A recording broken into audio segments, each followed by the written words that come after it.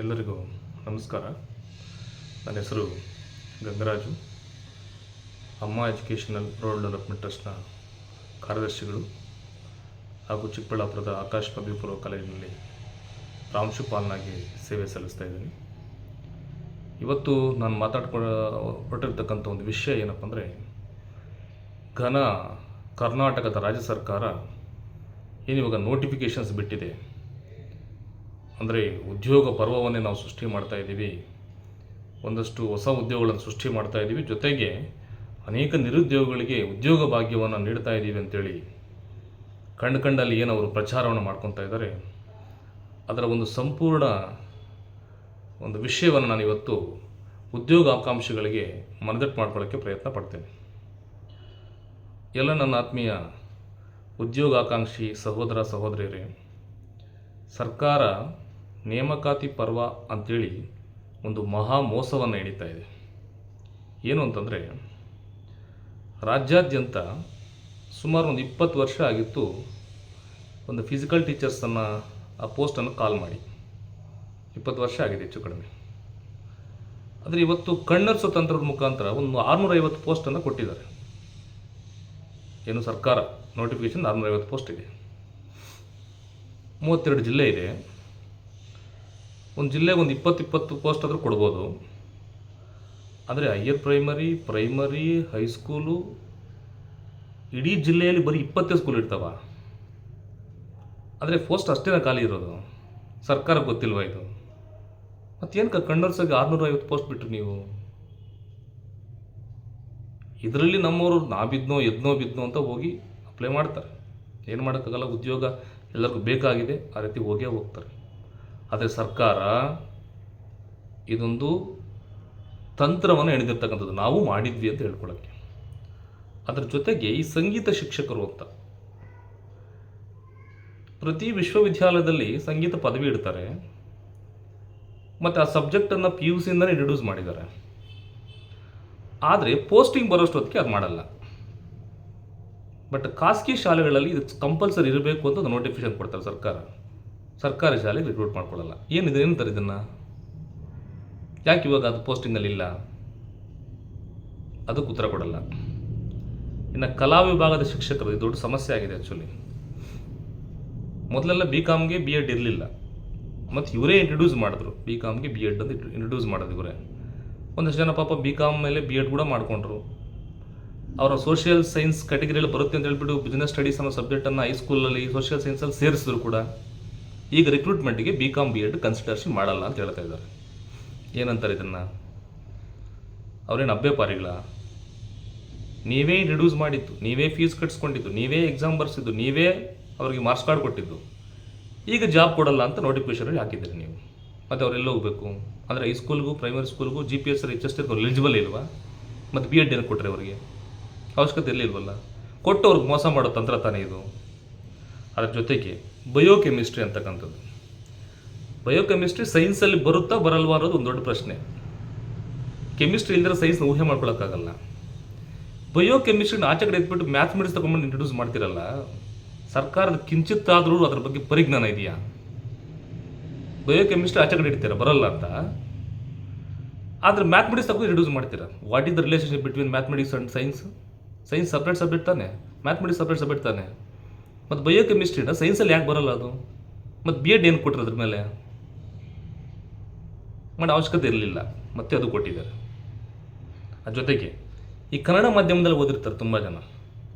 ಅಂದರೆ ಅವ್ರು 1ನೇ ಕ್ಲಾಸಿಂದ ಹಿಡಿದು ಅಪ್ ಟು ಪೋಸ್ಟ್ ಗ್ರಾಜುಯೇಷನ್ವರೆಗೂ ಕನ್ನಡ ಮಾಧ್ಯಮದಲ್ಲೇ ಓದಿರ್ತೀರ. ಈಗ ಅವ್ರಿಗೆ ಏನು ಮಾಡಿದ್ದಾರೆ, HSM GPSTರಲ್ಲಿ 50 ಅಂಕಗಳ ಕಡ್ಡಾಯ ಇಂಗ್ಲೀಷ್ ಪತ್ರಿಕೆ ಕೊಟ್ಟಿದ್ದಾರೆ. ಆ ಪ್ರಶ್ನೆ ಓದೋದಕ್ಕೆ ಅವ್ರಿಗೆ 5 ನಿಮಿಷ ಬೇಕು, ಯಾಕಂದರೆ ಇಂಗ್ಲೀಷ್ ಅರ್ಥ ಆಗಲ್ಲ ಅವ್ರಿಗೆ. ಸಂಪೂರ್ಣ ಕನ್ನಡ ಮಾಧ್ಯಮ ಓದಿರ್ತಾರೆ. ಅವ್ರು ಏನು ಪಾಸ್ ಮಾಡ್ತಾರೆ? ನೇಮಕಾತಿಯಿಂದ ಕನ್ನಡ ಮೀಡಿಯಮವ್ರನ್ನ ಆಚೆ ಕಡೆ ಇಡಬೇಕು ತಂತ್ರ ತಾನೇ ಇದು. ರಾಜಕಾರಣಿಗಳು ಗೊತ್ತಾಗಲ್ಲ ನನಗೆ ಗೊತ್ತು. ರಾಜಕಾರಣಿಗಳು ಅಷ್ಟು ಕಾಳಜಿನೂ ಇಲ್ಲ, ಹಂಗಂತ ಅವ್ರಿಗೆ ಜ್ಞಾನ ಇರುತ್ತೆ, ನಾನಾದರೂ ಅಂದ್ಕೊಳ್ಳೋದು ಇಲ್ಲ. Class 1 officer IAS IPS KS ಓದಿರ್ತಕ್ಕಂಥವ್ರು ಇದ್ದೀರಲ್ಲ, ನೀವು ಉದ್ಯೋಗ ಆಕಾಂಕ್ಷೆಗಳ ಬಗ್ಗೆ ಕಾಳಜಿ ಇಲ್ವಾ ನಿಮಗೆ? ನಿಮಗೆ ಗೊತ್ತಾಗಲ್ವಾ? ಯಾಕೆ ಮಾಡ್ತಿಲ್ಲ? ಅಂದರೆ ಕಣ್ಣರ್ಸ ತಂತ್ರ ತಾನೇ, ಅಷ್ಟೇ ತಾನೇ ಇದು. ಯಾರಿಗೋ ಸೇವ್ ಮಾಡಬೇಕು ಅಥವಾ ಅವ್ರಿಗೆ ಫೇವರಾಗಿ ಏನೋ ಡಿಸಿಷನ್ ತೊಗೋಬೇಕು ಅಂತ ನಿಮ್ಮ ಮನಸ್ಸಿನಲ್ಲಿ ಇಲ್ಲ, ಅದು ಸತ್ಯ. ಇನ್ನು ಇಂಟಿಗ್ರೇಟೆಡ್ ಕೋರ್ಸು, ವಿಶ್ವವಿದ್ಯಾಲಯ ಇಂಟರ್ಮೀಡಿಯೇಟ್ ಕೋರ್ಸನ್ನು ತೊಗೊಂಡಿದ್ದೀರಾ, 5 ವರ್ಷದ ಕೋರ್ಸನ್ನು. ಅದು ಅಪ್ಲಿಕೇಶನ್ ಕೊಟ್ಟಿದ್ದೀರಾ, ಫಿಲ್ ಮಾಡ್ಕೊಂಡಿದ್ದೀರಾ, ನಿಮ್ಮೊಂದು ವರ್ಷ ಉಳಿತದೆ ಓದ್ಕೊಳ್ಳಿ ಅಂತ ವಿದ್ಯಾರ್ಥಿನ ಪ್ರೇರೇಪಣೆ ಮಾಡ್ತೀರಾ, ಸೇರಿಸ್ಕೊಂಡು ಅಡ್ಮಿಷನ್ ಮಾಡಿಸ್ಕೊಂಡು ಮಾರ್ಕ್ಸ್ ಕಾರ್ಡ್ ಕೊಟ್ಟು ಎಕ್ಸಾಮ್ ಕೊಟ್ಟು ಎಲ್ಲ ಮಾಡ್ತೀರಾ. ಈಗ ಡಿಗ್ರಿ ಅಂತ ಕನ್ಸಿಡರ್ ಮಾಡಲ್ಲ. ಏನಂತಂದ್ರೆ ಅದನ್ನು ಏನು ಕೊಟ್ಟರೆ ಮತ್ತೆ ಇಂಟಿಗ್ರೇಟೆಡ್ ಕೋರ್ಸ್ನ, ಈಗ ಡಿಗ್ರಿ ಇಲ್ವಂತೆ. ಅದು ಏನು ಶಿಕ್ಷಣ ಅಂದರೆ ಆಟ ಅಂದ್ಕೊಂಡಿದ್ದೀರಾ? ಸರ್ಕಾರ ಬಂದಾಗೆಲ್ಲ ಬದಲಾವಣೆ ಮಾಡ್ಕೊಂಡು ಹೋಗೋದಕ್ಕೆ. ಈಗ ಅದನ್ನು ಅವರು ಓದಿರ್ತಕ್ಕಂಥವ್ರು ಆ ಮಕ್ಕಳು ಬೀದಿ ಪಾಲಾಗ್ತಾರೆ, ಆ ವಿದ್ಯಾರ್ಥಿಗಳು ಅವರ ಅಭ್ಯರ್ಥಿಗಳು ಅಪ್ಲಿಕೇಶನ್ ಹಾಕೋಂಗೆ ಇಲ್ಲ ಇಂಟಿಗ್ರೇಟೆಡ್. ಏನು ಮಾಡಬೇಕು ಅವರು? ನೆಕ್ಸ್ಟು ಈ D.Ed ಈಗೆಲ್ಲ ಕ್ಲೋಸ್ ಮಾಡಿಬಿಟ್ಟಿದ್ದೀವಿ ಅಂತ ಹೇಳ್ತಾರೆ. D.Ed ಇವಾಗೂ ಐತೆ ಆ್ಯಕ್ಚುಲಿ. ಅವ್ರಿಗೆ ರಿಕ್ರೂಟ್ಮೆಂಟಿಂದ ಆಚೆ ಕಡೆ ಇಟ್ಬಿಟ್ಟಿದ್ರಿ. ಈಗ ಪೇಪರ್ 1 ಅಂತೇನೋ ಮಾಡಿದಿರೋದೆಲ್ಲ ಆದಮೇಲೆ ಇರಲಿ ಅಂತೇಳ್ಬಿಟ್ಟು 10 post 20 post 50 post 100 post 150 post ಕೊಟ್ಟರೆ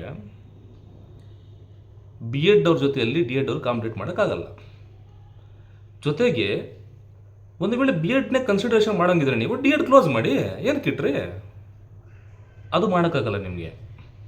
ಹೊಸ ಕಾಲೇಜ್ ಪರ್ಮಿಷನ್ ಕೊಡ್ತಾನೆ ಇರ್ತೀರಾ, ಅಪ್ಲಿಕೇಶನ್ ತೊಗೊತಾನೆ ಇರ್ತೀರಾ, ಸರ್ಟಿಫಿಕೇಟ್ ತೊಗೊಂಡಿರ್ತಾರೆ, ಮಾರ್ಕ್ಸ್ ಕಾರ್ಡ್ ಕೊಡ್ತಾನೆ ಇರ್ತೀರಾ, ಅಪಾಯಿಂಟ್ಮೆಂಟ್ ಮಾತ್ರ ಕಾಲ್ ಮಾಡಲ್ಲ. ಯಾಕೆ? ಮತ್ತು ಏನು ಉದ್ದೇಶಕ್ಕೆ ಕೋರ್ಸ್ ಇಟ್ಟಿರ್ತಕ್ಕಂಥದ್ದು?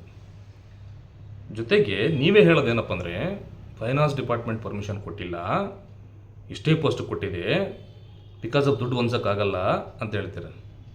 ಒಂದು ಪ್ರಶ್ನೆ, ಕರ್ನಾಟಕ ರಾಜ್ಯ ಆರ್ಥಿಕವಾಗಿ ದಿವಾಳಿ ಆಗಿದೆಯಾ? ಉದ್ಯೋಗಗಳನ್ನು ಸೃಷ್ಟಿ ಮಾಡಿ ಉದ್ಯೋಗ ಕೊಡೋದಕ್ಕೆ ನಿಮ್ಮ ಕೈಯಲ್ಲಿ ಆಗಲ್ಲ ಅಂದರೆ ದಿವಾಳಿ ಆಗಿದೆ ಅಂತ ಒಪ್ಕೋಬೇಕು ತಾನೆ. ಹಂಗಿದ್ರೆ ಇಡೀ ಭಾರತದಲ್ಲಿ ಕರ್ನಾಟಕ ಹೈಯೆಸ್ಟ್ GST ಪೇ ಮಾಡ್ತಕ್ಕಂಥ ಸ್ಟೇಟ್ ಲಿಸ್ಟಲ್ಲಿ 2nd ಪ್ಲೇಸಲ್ಲಿದೆ, ಹೈಯೆಸ್ಟ್ ರೆವಿನ್ಯೂ ಜನರೇಟ್ ಮಾಡ್ತಕ್ಕಂಥ ಸ್ಟೇಟ್ ಲಿಸ್ಟಲ್ಲಿದೆ. ಖಾಸಗಿಯವರು ಉದ್ಯೋಗ ಕ್ರಿಯೇಟ್ ಮಾಡಿ ಕೊಡೋದಕ್ಕೆ ಆಗುತ್ತೆ ಅಂದರೆ ಸರ್ಕಾರಕ್ಕೆ ಯಾಕಾಗಲ್ಲ? ಅಂದರೆ ಸರ್ಕಾರ ಬೇಕಂತಾನೆ ಜನ ಮತ ಸೆಳೆಯೋದಕ್ಕೆ ದುಡ್ಡನ್ನು ಬೇರೆ ಕಡೆ ಚೆಲ್ತಾ ಇದೆ. ಇದೆಲ್ಲರೂ ಗೊತ್ತಿರೋ ವಿಚಾರ. ನೀನು ಅಲ್ಲಿ ಚೆಲ್ಲೋ ಬದಲು ಅದನ್ನು ಉದ್ಯೋಗ ಸೃಷ್ಟಿ ಮಾಡಿಕೊಡಪ್ಪ. ಅವಶ್ಯಕತೆ ಇದೆಯಲ್ಲ ಜನರಿಗೆ. ನೀವು ಫ್ರೀಯಾಗಿ ಕೊಡೋದನ್ನು ಕೊಂಡ್ಕೊತಾರೆ ಸಂಬಳ ತೊಗೊಂಡು, ಅಷ್ಟೇ. ನೋಟಿಫಿಕೇಷನ್ ಮಾತ್ರ ಮಾಡಲ್ಲ, ಪೋಸ್ಟಲ್ ಮಾತ್ರ ಕೊಡಲ್ಲ. ಇನ್ನೂ ಒಂದು ಹೆಜ್ಜೆ ಮುಂದೆ ಹೋಗಿ ಹೇಳ್ತೀನಿ, 15,000 ಜನ ಟೀಚರ್ಸ್ನ ತೊಗೊತೀವಿ ಅಂಥೇಳಿ ಬೇರೆ ಬೇರೆ ಕಡೆಯಲ್ಲಿ ಹಂಚಿದ್ದೀರ. ಹೆಚ್ಚು ಕಡಿಮೆ 75,000 ಜನ ಅತಿ ಶಿಕ್ಷಣ ತಗೊಳ್ಳೋದಕ್ಕೆ ಅವ್ರು ದುಡ್ಡು ಕೊಡೋಕ್ಕೆ ನಿಮಗೆ ದುಡ್ಡಿದೆಯಾ? ಗೆಸ್ಟ್ ಫ್ಯಾಕಲ್ಟಿ ತೊಗೊಳ್ಳೋಕ್ಕೆ ನೀವು ಎಲಿಜಿಬಲ್ಲು. ರಿಕ್ರೂಟ್ ಮಾಡಿ ಅಷ್ಟೇ ಪೋಸ್ಟ್ ರಿಕ್ರೂಟ್ ಮಾಡ್ಬೋದಲ್ಲ? ಅದೇನೋ ನಿಮ್ದೇನೋ ಮಾಡ್ಕೊಂಡಿದ್ದೀರಲ್ಲ, ಈಗ ಗ್ಯಾರಂಟಿ ನಿಲ್ಲಿಸ್ಬಿಡಿ, ರಿಕ್ರೂಟ್ ಮಾಡಿ ಕೊಡ್ಬೋದಲ್ಲ. ಅದಕ್ಕೆ ನೀವು ತಯಾರಿಲ್ಲ. ಉದ್ಯೋಗ ಕೊಟ್ಟರೆ ಅವ್ರ ಮನೆ ಬೆಳಗ್ಗೆ ಬಿಡ್ತದೆ, ಪಾಪ ನಿಮಗೆ ಓಟರ್ ಆಗ್ತಾರೆ. ಇದು ಇನ್ನೆರಡನೇದೇನಪ್ಪ ಅಂದರೆ, ಈ ಖಾಸಗಿ ಕಾಲೇಜಿಗೆ ಸಂಬಂಧಪಟ್ಟಂಗೆ, ಖಾಸಗಿ ಶಾಲೆಗಳಿಗೆ ಸಂಬಂಧಪಟ್ಟಂಗೆ ಇಷ್ಟುದ್ದ ಆಗ್ತೀರ. ಏನು ಕಂಡೀಷನ್ಸು, ಷರತ್ತುಗಳು ಅಥವಾ ನಿಯಮಾವಳಿಗಳು ಸಂಪೂರ್ಣವಾಗಿ ಪಾಲಿಸಬೇಕು. ಮತ್ತೊಂದು ಅಂತ 5,000ನೋ 10,000ನೋ 15,000ನೋ 20,000ನೋ ಸಂಬಳ ಕೊಟ್ಟು ನಿರುದ್ಯೋಗಿಗಳಿಗೆ ಉದ್ಯೋಗ ಕೊಡ್ತಾ ಇರ್ತಕ್ಕಂಥ ಅವರೇ. ಸರ್ಕಾರ ನಂಬ್ಕೊಂಡು ಬದುಕ್ತಿರೋ ಯಾರಿದ್ದಾರೆ? ನೀನು ಒಂದು ಹೆಜ್ಜೆ ಮುಂದೆ ಹೋಗಿ ಎಂಥ ಮೋಸ ಮಾಡ್ತಿರೋ ಉದ್ಯೋಗಾಕಾಂಕ್ಷಿಗಳಿಗೆ ಅಂದರೆ, ಆಲ್ರೆಡಿ ಅಪಾಯಿಂಟ್ ಆಗಿರ್ತಾರೆ ಯಾವುದೋ ಕಾಲಘಟ್ಟದಲ್ಲಿ, ಅವರಿಗೆ ವೇತನ ಸಹಿತ ರಜೆ ಕೊಟ್ಟು ಈ ಕೋರ್ಸ್ ಮಾಡ್ಕೊಂಬನ್ನಿ ಅಂತ ಕಳಿಸ್ತೀರಾ. ಹೊರಗಿರ್ತಕ್ಕಂಥವ್ರು ಅಲ್ಲೇ ಇದ್ದು ಬಿಡಬೇಕು, ಅವ್ರು ಒಳಗಡೆ ಬರೋಂಗೇ ಇಲ್ಲ. ಒಂದು ವೇಳೆ ಬಂದರೂ 40 ವರ್ಷಕ್ಕೆ ಬರಬೇಕು, 5 ವರ್ಷಕ್ಕೆ ಹಂಗೆ ಆಚೆ ಕಡೆ ಹೊರಟೋಗ್ಬೇಕು. ಇದಾ ನಿಮ್ಮ ನೀತಿ? ಇದಕ್ಕೆ ನಾವು ತಲೆ ಆಡಿಸ್ಬೇಕು. ಇನ್ನು ಬೇರೆ ಬೋರ್ಡಲ್ಲಿ PUC 10th ಡಿಗ್ರಿ ಮಾಡ್ಕೊಂಡು ಬರ್ತಾರೆ, ಅವರಿಗೆ ನಿಮ್ಮ ವಿಶ್ವವಿದ್ಯಾಲಯಗಳಲ್ಲಿ ಪರ್ಮಿಷನ್ ಕೊಡ್ತೀರಿ ಏನೋ ಅಡ್ಮಿಷನ್ಗೆ, ಓದ್ಬೋದಂತೆ. ಜಾಬ್ ಅಂತ ಬಂದಾಗ ಅಪ್ಲಿಕೇಶನ್ ತಗೊಳ್ಳಲ್ಲ. ಯಾಕೆ? ಮತ್ತು ಪರ್ಮಿಷನ್ ಯಾಕೆ ಕೊಟ್ಟರೆ ಓದೋದಕ್ಕೆ? ಅವಶ್ಯಕತೆ ಇರಲಿಲ್ವಲ್ಲ. ನಿಯಮಾವಳಿ ಮಾಡುವಾಗ ತಲೆಯಲ್ಲಿ ನಿಮ್ಗೇನು ಇರಲ್ವಾ? ಓದೋದಕ್ಕೆ ಅವಕಾಶ ಕೊಟ್ಟಿದ್ರೆ ಉದ್ಯೋಗ ಕೊಡಬೇಕು. ಓದೋದಕ್ಕೆ ಅವಕಾಶ ಕೊಡಿಲ್ಲ ಅಂತಂದರೆ ನೀವು ಉದ್ಯೋಗ ಯಾರು ಕೇಳಲ್ಲ, ಬಿಡು ನೀವು ಎಲಿಜಿಬಲ್ ಆಗಲ್ಲ ಅಂತ ಸುಮ್ಮನೆ ಆಗೋತಾರೆ ಅವರು. ಅಲ್ಲಿ ಕೊಡೋದೇನು, ಇಲ್ಲಿ ಕೊಡದೇ ಇರೋದೇನು? ಸರ್ಕಾರದ ನೀತಿಗಳು ಹೆಂಗಿದಾವೆ ಅಂದರೆ ಜನಸಾಮಾನ್ಯರು ಅರ್ಥ ಮಾಡ್ಕೋಬೇಕು. ಯಾರು ಉದ್ಯೋಗಗಳು ಅರಸಿ ಬರ್ತಿರಲ್ಲ ನಮ್ಮ ಸಹೋದರ ಸಹೋದರಿಯರು, ನೀವು ಅರ್ಥ ಮಾಡ್ಕೋಬೇಕು ಯಾವ ರೀತಿ ಮೋಸ ಮಾಡ್ತಾರೆ ಅಂತ ಹೇಳ್ಬಿಟ್ಟು. ರಾಜಕಾರಣಿಗಳು ಗೊತ್ತಿಲ್ಲ ಇದು, ಗೊತ್ತಿದ್ರು ಅವ್ರು ಆಚೆ ಕಡೆ ಮಾತಾಡಲ್ಲ. ನಮ್ಮ ಥರನೇ ಅತಿ ಹೆಚ್ಚು ವಿದ್ಯಾವಂತರು ಅಂತ ಅನಿಸ್ಕೊಂಡು ಗ್ರೀನ್ ಪೆನ್ ಕೇಳಲ್ಲಿ ಇರ್ತಕ್ಕಂಥವ್ರು ಮಾಡ್ತಾ ಇರ್ತಕ್ಕಂಥ ಮಹಾಮೋಸ ಇದು. ಅಧಿಕಾರಿ ಶಹ ವರ್ಗನೇ ಜನಸಾಮಾನ್ಯರ ಅಳುಳನ್ನು ಗಮನಿಸ್ದಿರ ರಾಜಕಾರಣಿಗಳಿಗೆ ಕಿವಿಗೆ ಹೂವು ಇಟ್ಟು ಹಿತ್ತಾಳೆ ಕಿವಿ ಮಾಡಿಸ್ಬಿಟ್ಟಿದ್ದಾರೆ ಅವ್ರನ್ನ. ಅದಕ್ಕೆ ಈ ರೀತಿ ಬರ್ತಾ ಇಲ್ಲ. ಈಗ ಚಿತ್ರಕಲಾ ಶಿಕ್ಷಕರ ನೇಮಕ ಮಾಡಲ್ಲ. ಅದ್ಯಾವುದು ಈಗ ಕೇಂದ್ರೀಯ ವಿದ್ಯಾಲಯಗಳಲ್ಲಿ ಹಾಸ್ಟೆಲ್ ವಾರ್ಡನ್ಸ್ ಮತ್ತೊಂದಕ್ಕೆ ಡಿಗ್ರಿ ಕಂಪಲ್ಸರಿ ಇಂಗ್ಲೀಷ್ ಮಾಡಿರಬೇಕಂದ್ರೆ ಸೋಷಿಯಲ್ ಸೈನ್ಸನ್ನು ಇಂಗ್ಲೀಷ್ ಮಾಡಿದರೆ ಮಾತ್ರ ಎಲಿಜಿಬಲ್ ತಗೊಂತೀವಿ ಅಂತ ಹೇಳ್ತೀರಲ್ಲ ನೀವು. ನನಗೊಂದು ಪ್ರಶ್ನೆ ಇವಾಗ. ಫಾರ್ ಎಕ್ಸಾಂಪಲ್ ಆರ್ಟ್ಸ್ ಕನ್ನಡ ಮೀಡಿಯಮಲ್ಲಿ ಓದ್ಬಿಟ್ಟು ಡಿಗ್ರಿಯಲ್ಲಿ ಕೂಡ ಅವ್ರು ಕನ್ನಡ ಮೀಡಿಯಮೇ ಓದಿ, ಪಿ ಜಿಯಲ್ಲಿ ಕೂಡ ಕನ್ನಡ ಮೀಡಿಯಮೇ ಓದಿ ಆ ಸಬ್ಜೆಕ್ಟನ್ನು ಇಂಗ್ಲೀಷ್ ಟೀಚ್ ಮಾಡೋಕ್ಕೆ ಎಲಿಜಿಬಲ್ ಇದ್ದಾರೆ ಅಂತ NET ಎಕ್ಸಾಮ್ ಪಾಸ್ ಮಾಡಿರ್ತಾರೆ. ಅವ್ರಿಗೆ ಯಾಕೆ ನೀವು ಇಂಗ್ಲೀಷ್ ಮೀಡಿಯಂ ಸರ್ಟಿಫಿಕೇಟ್ ತೊಗೊಂಬನ್ನಿ ಅಂತ ಹೇಳ್ತೀರಾ? ಅವ್ರು ಎಲಿಜಿಬಲ್ ಇರ್ತಾರೆ. NET ಎಕ್ಸಾಮ್ ಸುಮ್ಮನೆ ಪಾಸ್ ಆಗಿಬಿಡ್ತದೆ. ಅವ್ರು ಇಂಗ್ಲೀಷ್ ಬರ್ದಿರೋ ಪಾಸ್ ಆಗಿರ್ತಾರೆ. ಅವರು ಅಟ್ಲೀಸ್ಟ್ ಒಂದು ಹೈಸ್ಕೂಲ್ ಲೆವೆಲ್ ಇಂಗ್ಲೀಷಲ್ಲಿ ಪಾಠ ಮಾಡೋಕ್ಕೆ ಬರಲ್ಲ ಅವರಿಗೆ. ನೀವೇನು ಹೇಳಿರ್ತಕ್ಕಂಥದ್ದು ಇಂಗ್ಲೀಷ್ ಮೀಡಿಯಮಲ್ಲೂ ಸರ್ಟಿಫಿಕೇಟ್ ತೊಗೊಂಬನ್ನಿ. ಯಾರು ಕೊಡ್ತಾರೆ ಇಂಗ್ಲೀಷ್ ಮೀಡಿಯಂ ಸರ್ಟಿಫಿಕೇಟ್ ಈಗ ಆ ಕಾಲೇಜಲ್ಲಿ? ಒಂದು ವೇಳೆ ನಾನು ಇಂಗ್ಲೀಷಲ್ಲೇ ಬರೆದಿದ್ದೆ ಅಂದ್ಕೊಳ್ಳಿ, ಡಿಗ್ರಿಯಲ್ಲಿ ಇಂಗ್ಲೀಷಲ್ಲೇ ಬರೆದಿದ್ದೀನಿ ಅಂದ್ಕೊಳ್ಳಿ, ವ್ಯಾಲ್ಯೂಯೇಷನ್ ಮಾಡಿ ಮಾರ್ಕ್ಸು ಕೊಟ್ಟಿದ್ದಾರೆ, ಹಂಗಂತ ನನ್ನ ಸರ್ಟಿಫಿಕೇಟ್ ಮೇಲೆ ಇಂಗ್ಲೀಷ್ ಮೀಡಿಯಮ್ ಅಂತ ಡಿಗ್ರಿ ಸರ್ಟಿಫಿಕೇಟ್ ಮೇಲೆ ಇದೆಯಾ? ಒಂದು ಪ್ರಿಂಟ್ ಮಾಡಿದ್ದೀರಾ? ಅವಾಗ ಯಾರಿಗಾದ್ರೂ ಮೀಡಿಯಮ್ ಬಂದಿದೆಯಾ ಡಿಗ್ರಿ ಮಾರ್ಕ್ಸ್ ಕಾರ್ಡ್ಸ್ ಮೇಲೆ? ಏನು ಮಾತಾಡ್ತೀರ ನೀವು? ಪ್ರಾಧಿಕಾರದಿಂದ ತೊಗೊಂಬನ್ನಿ ಅಂತ. ಇಂಥ ಅನೇಕ ಏನಂತಾರೆ ಅದನ್ನು, ಏನು ಅದಕ್ಕೆ ನೀರು ಬೇರು ಎದುರದು ಇಲ್ಲ. ಸುಮ್ಮನೆ ಏನೋ ನೋಟಿಫಿಕೇಶನ್ ಮಾಡಿ ಬಿಟ್ಬಿಡ್ತಕ್ಕಂಥದ್ದು, ಜನರ ಮೇಲೆ ಬಿಟ್ಬಿಟ್ಟು ಇವರು ನಾವು ಎದ್ನೋ ಬಿದ್ದು ಅಂತ ಅಪ್ಲಿಕೇಶನ್ ಹಾಕೊಂಡ್ಬಿಡೋದು. 0.1 ಹೋಯ್ತು, 2.5 ಆಯಿತು, ಏನಕ್ಕೆ ಹೋಗುತ್ತೆ? ಇರೋ ಪೋಸ್ಟ್ ಅಷ್ಟೇ ಕಾಲ್ ಮಾಡಲಿ ಬಿಡಿ, ಕೊಡಲಿ ಬಿಡಿ ಜಾಬು.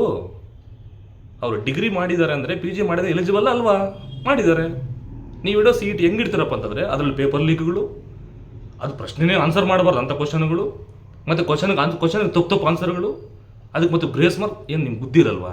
ಏನಕ್ಕೆ ಮಾಡ್ತೀರಾ? ಅದು ಕ್ವಶನ್ ಪೇಪರು ದೊಡ್ಡ ದೊಡ್ಡ ಪಂಡಿತರಲ್ಲ ಕ್ವಶನ್ ಪೇಪರ್ ಮಾಡೋದು, ಮತ್ತು ಅದು ತಪ್ಪುಗಳು ಯಾಕೆ ಮಾಡೋದು? ಗ್ರೇಸ್ ಮಾರ್ಕ್ಸ್ ಏನು ಕೊಡೋದು? ಮತ್ತು ಆನ್ಸರ್ ಬಿಟ್ಬಿಟ್ಟು ಏನಾದರೂ ಆಕ್ಷೇಪಣೆ ಇದ್ದರೆ ಸಲ್ಲಿಸಿ ಅಂತ. ಅದ್ರ ತಪ್ಪುಗಳು ಮಾಡ್ತೀರಿ ನೀವೇನಾದರೂ ಆಕ್ಷೇಪಣೆ ಹಾಕೋದು ನಾವು? ಈ ರೀತಿ ಮನಸ್ಥಿತಿ ಇರ್ತಕ್ಕಂಥದ್ದು. ಈ ಸರ್ಕಾರದ ಎಲ್ಲ ನೇಮಕಾತಿ ನಿಯಮಗಳು ಒಂದೂ ಕೂಡ ಸರಿಯಾಗಿಲ್ಲ ಅನ್ನೋದಕ್ಕೆ ನಿದರ್ಶನ ಈ ಕೊಟ್ಟಿರ್ತಕ್ಕಂಥ notification, including all the departments. ನಾನು ಎಜುಕೇಷನ್ ಡಿಪಾರ್ಟ್ಮೆಂಟ್ ಮಾತ್ರ ಹೇಳ್ತಾ ಇದ್ದೀನಿ, ಹೆಚ್ಚು ಕಡಿಮೆ ಎಲ್ಲ ಡಿಪಾರ್ಟ್ಮೆಂಟ್ಸ್ ಹಿಂಗೆ ಇದ್ದಾವೆ. ಉದ್ಯೋಗ ಕೊಡ್ತೀವಿ ಅನ್ನೋ ಭರವಸೆ ಮೇಲೆ ಮಾಡ್ತಕ್ಕಂಥದ್ದು. ತಗೊಳ್ಳಿ, ಒಂದು ಅಪ್ಲಿಕೇಶನ್ ಕರೆದ್ರೆ ಇಲ್ಲಿ ಲಕ್ಷಾಂತರ ಜನ ಮಕ್ಕಳು ಆಗ್ತಾ ಇದ್ದಾರೆ, ಅಭ್ಯರ್ಥಿಗಳು ಆಗ್ತಾ ಇದ್ದಾರೆ. ಅಪ್ಲಿಕೇಶನ್ಸ್ ಅಂತಕ್ಕಂಥದ್ದು ಕೋಟಿ ಬಿಡ್ತದೆ ಅಲ್ಲಿ ಹೋಗಿ. ಈ ರೀತಿಯ ಒಂದು ಮನಸ್ಥಿತಿ ದಯವಿಟ್ಟು ಎಲ್ಲ ನನ್ನ ಆತ್ಮೀಯ ಅಭ್ಯರ್ಥಿ ಸಹೋದರ ಏನಿದ್ದಾರೆ, ಏನು ಅಪ್ಲೈ ಮಾಡ್ತಾರೆ ಜಾಬ್ಗಳಿಗೆ, ಒಂದ್ಸಲ ಆಲೋಚನೆ ಮಾಡಿ. ಒಂದು ನೀಟ್ ಪತ್ರಿಕೆ ಸೋರಿಕೆ ಆಗೋ ತಕ್ಷಣ ಒಂದು ಸೆಂಟ್ರಲ್ ಮಿನಿಸ್ಟರ್ ರಾಜೀನಾಮೆ ಕೊಡೋ ಲೆವೆಲ್ಗೆ ಬಂತು ದೇಶ. ಕರ್ನಾಟಕ ರಾಜ್ಯ ಸರ್ಕಾರ ಕೊಂಬುಗಳಿಲ್ಲ ಇದಕ್ಕೆ. ಒಂದು ಕ್ಷಣ ಕೊಟ್ಬಿಟ್ಟು ಕೂತ್ಕೊಂಡ್ರೆ 52,000 ಪೋಸ್ಟ್ ಅಲ್ಲ, 1.5 ಲಕ್ಷ ಪೋಸ್ಟ್ ಅದು ಖಾಲಿ ಮಾಡಬೇಕು. ಇವಾಗ ಕಾಲ್ ಮಾಡಿಬಿಟ್ಟು ಅದನ್ನು ತಗೊಂಬಂದು ತುಂಬಿಸ್ಬೇಕು. ನಿಲ್ಲಿಸ್ಲಿ ಬಿಡಿ ಆ ಬಿಟ್ಟಿ ಬಾಗಿಲು, ಯಾವನ್ ಬೇಕು? ದುಡ್ಡು ಒಂದ್ಸರಿ ಉದ್ಯೋಗ ಕೊಡಲಿ. ಕೊಟ್ಟರೆ ಈಗಿರ್ತಕ್ಕಂಥ ಮುಖ್ಯಮಂತ್ರಿ ಯಾರೇ ಇರಲಿ ಅವ್ರನ್ನ ದೇವ್ರ ಥರ ಆರಾಧನೆ ಮಾಡ್ತಾರೆ. ನಿಜವಾಗ್ಲು ಅಂಥ ಕೆಲಸಗಳಿಗೆ ಮುನ್ನುಡಿ ಬರೀಬೇಕು. ನಾನಾದರೂ ಇಂಥ ವಿಚಾರಗಳಲ್ಲಿ ತುಂಬ ನಾವು ಚಾಕಚಕ್ಯತಿದ್ದೀವಿ. ಜಿಲ್ಲಾ ಹಂತದಲ್ಲಿ ಒಂದು ಪ್ರೋಗ್ರಾಮ್ ಮಾಡಬೇಕು ಅಂತ ಒಂದು ಈ ಥರ ಮಾಡಬೇಕು ಅನ್ನೋದು ನನಗೆ ಒಂದು ತುಂಬ ಆಸೆ ಇದೆ. ನಾನು ವೈಯಕ್ತಿಕವಾಗಿ ಕೆಲವು ಪತ್ರಗಳು ಕೂಡ ಈಗಾಗಲೇ ಸಚಿವಾಲಯಕ್ಕೆ ಆಯುಕ್ತರಿಗೆ ಬರೆದಾಕಿದ್ದೀನಿ. ಬರಲಿ, ನನ್ನ ಮೇಲೆ ಬೇಕಾದ್ರೆ ಕೇಳಂಗಿದ್ರೆ ನಾನು ಹೋಗಿ ಉತ್ತರ ಕೊಡೋಕೆ ರೆಡಿ ಇದ್ದೀನಿ.